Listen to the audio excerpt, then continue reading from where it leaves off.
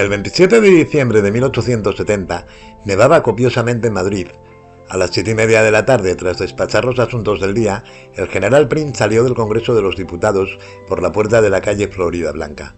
A una señal de su ayudante, el cochero acercó el carruaje hacia la puerta y subió al coche acompañado de dos asistentes, González Nambín y Moya. El general estaba cansado. Habían sido días de duro trabajo, la situación política era delicada y había tenido que ultimar numerosos temas para marchar al día siguiente a Cartagena y recibir a Amadeo, duque de Aosta, el nuevo rey en el que había puesto todas sus esperanzas de liberal. Desde el destronamiento de Isabel II, la actividad de Prim había sido incesante. Tras una gloriosa carrera en el ejército y varios intentos frustrados de pronunciamiento, Juan Prim y Prats había dado el definitivo salto al poder mediante la Revolución de 1868. Con esta revuelta consiguió su objetivo, derrocar a la monarquía y erigirse en caudillo de la alianza de liberales, progresistas y demócratas, contra el conservadurismo del gobierno presidido por la Unión Liberal del general O'Donnell. Francisco Serrano presidió el gobierno provisional, pero fue Prim quien movió los hilos internacionales que, obedeciendo al dictamen de las Cortes Constituyentes, procuraron un rey liberal para España. La elección dio la razón a Prim y el designado fue Amadeo de Saboya, hijo del rey Víctor Manuel de Italia y adalid de la causa liberal. Pero hasta conseguir su propósito, Prim fue sembrándose un sinfín de enemigos. El primero, Serrano, el general que derrotó a las fuerzas isabelinas en la batalla de Alcolea, contaba con alzarse con el poder una vez exiliada la reina. En efecto, se reservó la presidencia del gobierno provisional, que siguió el derrocamiento de la monarquía, mientras que a Prim lo designó para el Ministerio de la Guerra. Pocos meses después, Prim, poseedor de innatas y excelentes dotes políticas, se hizo con una jefatura del gobierno tan amplia que no quedó exenta de connotaciones dictatoriales y le ganó la partida a Serrano, quien debió conformarse con el cargo de regente. Por otra parte, desde el momento en que el nuevo rey alcanzara el trono, se acabarían las esperanzas del duque de Montpensier, escondido tras la candidatura de su esposa, Luisa Fernanda, hermana de Isabel II. También de los partidarios de Alfonso, hijo de Isabel II, acaudillados por Antonio Cánovas, con la eficacia y cooperación del duque de Sexto. Y por supuesto las de los republicanos.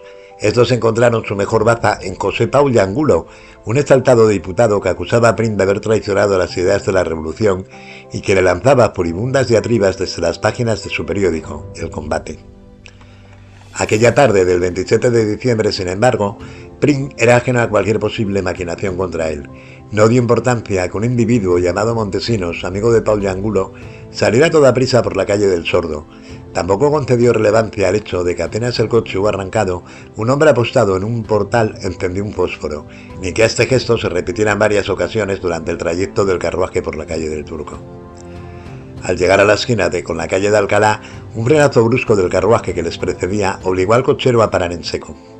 En ese mismo instante, dos grupos de hombres cubiertos con amplias capas se situaron en torno al coche del general. Estupefacto, su asistente González Nambín advirtió que uno de ellos sacaba un trabuco y apuntaba al interior del vehículo. Solo tuvo tiempo para gritar: «¡Mi general, cuidado!». Instintivamente, Prim se encogió en su asiento y pudo esquivar el primer disparo, pero casi al mismo tiempo por la derecha se escuchó una voz bronca: «¡Fuego, puñeta, fuego!».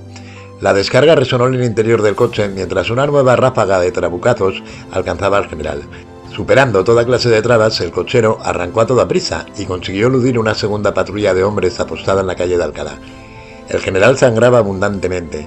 Los últimos disparos le habían destrozado el hombro y un brazo. Apenas cruzar la puerta del Palacio de Buenavista, en la confluencia de la calle de Alcalá con el Paseo del Prado, su esposa salió a su encuentro. El eco de los disparos había llegado hasta sus habitaciones y había temido lo peor. Cuando llegó a su dormitorio, Prim había perdido mucha sangre. Se le aplicaron las primeras curas y el general solo pudo decir: «Veo la muerte». Luego, al ser preguntado por los ejecutores, añadió: no lo sé, pero no me matan los republicanos». Un cuarto de hora más tarde llegaron Serrano y el almirante Topete. Agonizando, Prim solicitó del primero que le encargara a Topete la presidencia interina del gobierno hasta la llegada del rey. Para tranquilizar a la población, rogó que se expidiera un primer parte que solo mencionase que había resultado herido. Los daños eran mayores de lo que había supuesto. 2 días después, el general Prim murió. Desde el mismo instante de la muerte de Prim, la pregunta saltó a la calle: ¿quiénes habían sido los asesinos? Los frentes se diversificaban. Por una parte los republicanos, por otra los oscuros manejos de Montpensier, O por qué no los de algún partidario del joven príncipe Alfonso, contrariado por la posibilidad de ver en el trono de España a un monarca de una dinastía que no fuera la Borbón. Serrano también parecía formar parte del grupo de sospechosos. La llegada de Amadeo de Saboya acababa definitivamente con su carrera política. Su condición de regente y todas las prebendas anexas al cargo iban a cesar en cuanto Amadeo de Saboya se hiciera cargo del poder. Y cabía pensar que el hombre de confianza del nuevo monarca sería su valedor, el general Prim. Los 18.000 folios que conformaron el sumario del proceso se centraron sin embargo en el republicano José Pau de Angulo. Contra él declararon Moreno Benítez, un político de poca monta que aseguró haber sido depositario de la confidencia acusatoria de Prim, y Moya, el ayudante personal del general que viajaba con él en el coche, que dijo ser la de José Pau de Angulo la voz que ordenó fuego. Sin embargo, González Mandín, que les acompañaba, afirmó que la voz pertenecía a una persona de discreción, que no era Pau de Angulo. Aún aceptando la culpabilidad del periodista, las conclusiones procesales no dieron respuesta satisfactoria a la pregunta clave: si Pau de Angulo comandó el grupo ejecutor. ¿De quién era entonces la voluntad que se escondía tras de él? La opinión pública no necesitaba leer el exhaustivo sumario para señalar abiertamente a Montpensier y a Serrano. Cierto que El Combate, el periódico de Pau de Angulo, había publicado el 23 de diciembre un editorial que incitaba la rebelión contra el nuevo régimen. Cierto también que Paul había realizado una serie de extraños movimientos en los días anteriores. Se había afeitado la barba y teñido las cejas, se había refugiado en un piso alquilado a nombre de un amigo y había prescindido de sus habituales gafas. Pero pese a tanta evidencia, Paul negó siempre su implicación. De hecho, sabiéndose condenado de antemano, se volvió a Francia y se negó a presentarse ante la justicia española. Allí vivió modesta pero cómodamente. Dados sus escasos recursos, ¿cómo pudo mantenerse en el exilio hasta su muerte en 1892? ¿Quién cubrió sus necesidades? La primera voz que saltó contra Serrano fue la de la viuda de Prim. Cuando Amadeo I visitó la Capilla Ardiente, le aseguró que nada le detendría hasta descubrir a los asesinos. La viuda respondió: «Vuestra Majestad no tendrá que buscar muy lejos», y con la mirada señaló a Serrano. Más graves fueron las declaraciones de un cabo del ejército, Francisco Ciprés, que se prestó a identificar al promotor del anterior intento de asesinato contra Prim. El implicado fue José María Pastor, jefe de la escolta de Serrano. Al mismo tiempo se habían descubierto unos mensajes cifrados que parecían indicar la trama de un futuro magnicidio y cuyos autores permanecían bajo la protección del jefe de escolta.